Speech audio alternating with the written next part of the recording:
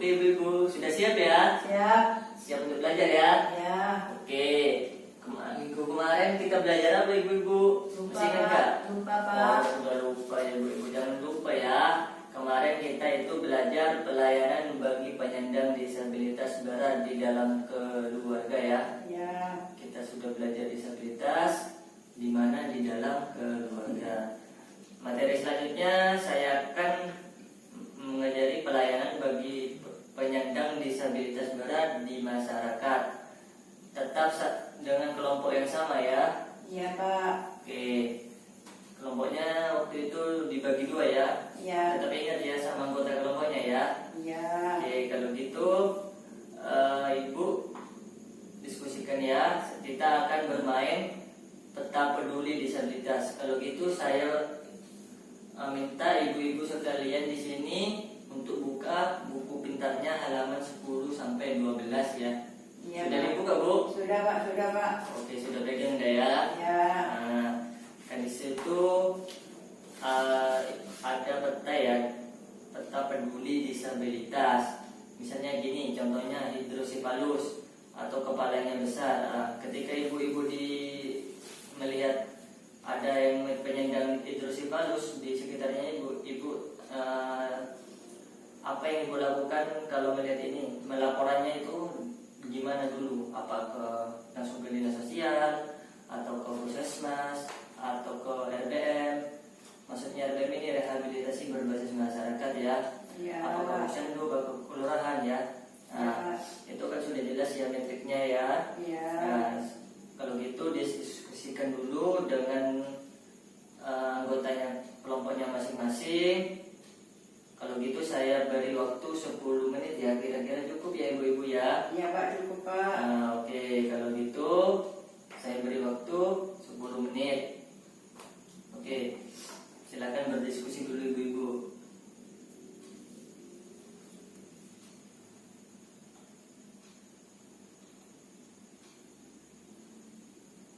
Oke, sudah ya? Sudah Pak. Sudah berdiskusi ya? Ya. Sudah siap ya untuk mempresentasikan ya? Siap. Oke, kalau gitu, kalau sudah siap, saya langsung coba. Gimana Bu? Adakah di sekitaran Ibu? Coba diskusi tadi sama anggotanya yang tadi itu. Iya Pak. Di sini ada di sekitar lingkungan saya ada yang mengalami tangan kaki kaku dan kecil. Bila berbicara tidak jelas. Itu pelaporannya kemana dulu Bu? Kalau melihat seperti itu Bu? Ya, saya laporkan ke Pak RT dulu Pak. Oh, ke PT ya? Ya. Oh ya. Habis itu ke pendamping PKH. Oh dia anggota peserta PKH ya? Iya. Oke. Habis itu ke puskesmas Pak. Oke, puskesmas. Iya. Dia bersekolah tidak Bu? Dia kurang mendapatkan perhatian dari orang tua. Oh, maksudnya dia bersekolah tidak Bu? Tidak sekolah Pak. Oh, tidak sekolah ya? Iya. Berarti harus dilaporkan kemana itu dulu? Ke sekolah Pak. Setelah ke puskesmas, kalau tidak sekolah dia ke sekolah ya? Iya, saya laporkan ke sekolah Pak. Terus apa lagi? Tidak diperbolehkan bermain dengan teman sebayanya, dikurung di kamar sendirian. Jadi saya laporkan ke dinas sosial Pak. Oh, langsung ke dinas sosial ya? Iya. Awalnya itu kemana dulu deh Bu? Ya ke Pak RT dulu Pak. PRT ya, awalnya ke PRT ya? Habis itu ke pendamping PKH Pak. PKH. Nah, habis itu saya laporkan ke dinas sosial Pak. Oh, langsung ke dinas sosial? Iya. Ya, ke puskesmas dulu Bu? Oh iya, yang sakit kan ke puskesmas. Puskesmas ya. Iya, yang ke sekolah itu saya laporkan ke sekolah. Langsung ke sekolah. Ya, ini tidak diperbolehkan bermain dengan teman sebayanya, dikurung di kamar sendirian, saya laporkan ke dinas sosial Ke Pak. dinas sosial ya? Iya. Oke. Berarti alurnya yang pertama itu ke Pak RT. Benar gak itu? Betul. Iya. Karena Pak RT itu memang harus tahu warganya itu ada yang penyandang disabilitas. Memang harus perlu diperhatikan. Si Pak RT ini memang punya tanggung jawab seperti itu. Nah, setelah Pak RT mengetahui seperti itu, nanti Pak RT itu akan melaporkan ke pendamping PKH kalau si penyandang disabilitas ini sebagai anggota PKH. Betul sudah ya tadi ya? Iya. Setelah itu alurnya dia juga bisa diarahkan langsung ke puskesmas ya. Iya.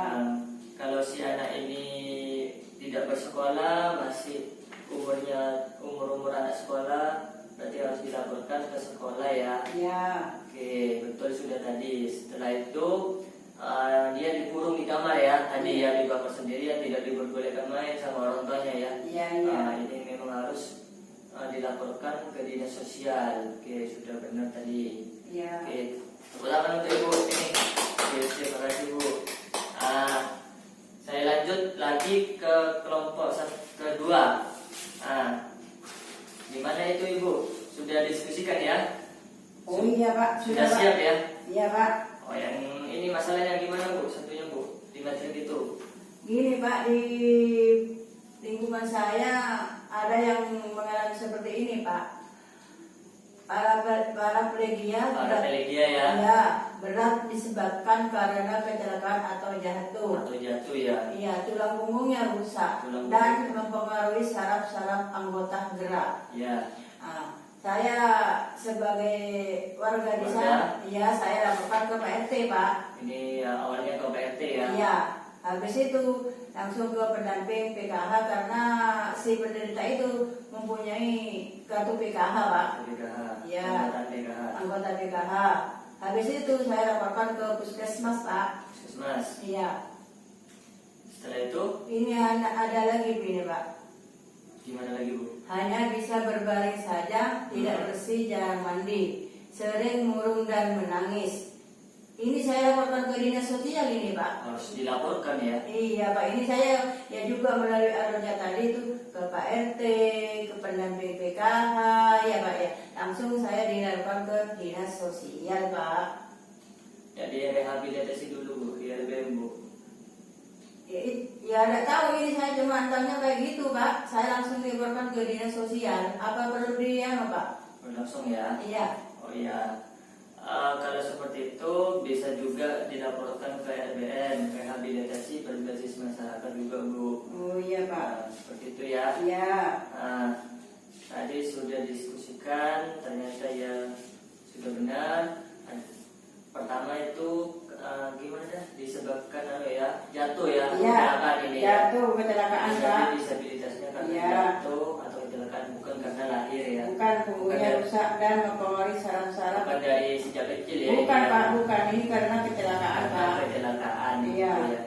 Pertama itu kemana dah bu? Saya ke laporkan ke Pak RT Pak. PT ya. Habis itu ke pendamping PKH Pak. Kalau dia seperti peserta anggota PKH. Iya. Setelah itu bisa dilaporkan ke RPM ya. Iya. Rehabilitasi, misalnya kalau dia hanya bisa berbaring saja gitu Iya. ya, tidak bersih dan jarang mandi ini. Iya Pak. Setelah itu ke dinas sosial ya. Iya Pak. Ini tidak bersekolah memang ya. Ya sudah. Berarti ini tidak sekolah ya, betul ya tadi ya. Iya. Ya. Oke ibu-ibu, kalau di praktek di lapangannya, kalau si ibu ini menemui sosok disabilitas yang seperti di metrik itu, di peta peduli disabilitas, seperti itu ya pelaporannya ya. Jangan ibu diam saja ya, jangan jadi tidak pura-pura tahu ya. Karena ini masalah ibu ya, harus dilaporkan. Karena ini sangat penting, karena disabilitas itu punya haknya juga, hak untuk sekolah seperti itu ya. Iya. Hak untuk pelayanan di puskesmas. Iya Pak. Hak untuk bermain dan sebagainya. Jangan tidak boleh mereka diasingkan di kalangan masyarakat ya. Iya. Harus bisa meratakan. Iya Pak, dia punya hak untuk mendapatkan perhatian. Ya. Iya. Ini haknya sama ya. Haknya sama yang normal. Sama yang normal ya. Iya Pak. Oke ibu-ibu, kira-kira ibu bisa nggak diperhatikan nanti, misal kalau di sekitaran ibu ada seperti ini, bisa ya? Insya Allah Pak, insya Allah. Kalau bisa ya, pelaporannya sudah paham ya. Iya Pak. Jadi yang pertama itu ke Pak RT, kalau dia mendapatkan PKH bisa langsung ke pendampingnya juga dilaporkan. Iya Pak. Setelah itu di puskesmas, kalau dia tidak bersekolah segera juga dilaporkan untuk anak ini bersekolah ya. Iya Pak. Setelah itu bisa dilaporkan ke dinas sosial setempat ya, kabupaten atau kota ya. Iya. Ini sudah betul. Oke, semuanya benar.